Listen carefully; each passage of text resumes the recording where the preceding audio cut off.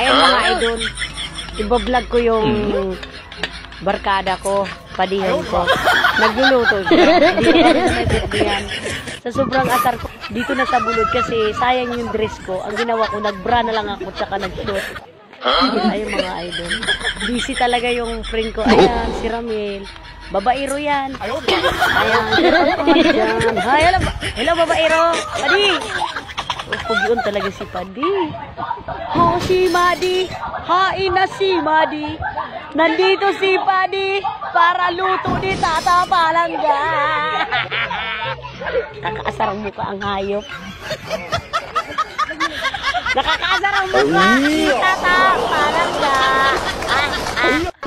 Hi guys! Shout out naman yan para ino, mga tunggaon, mga para ano ba ganyan, mga paslo sa alak.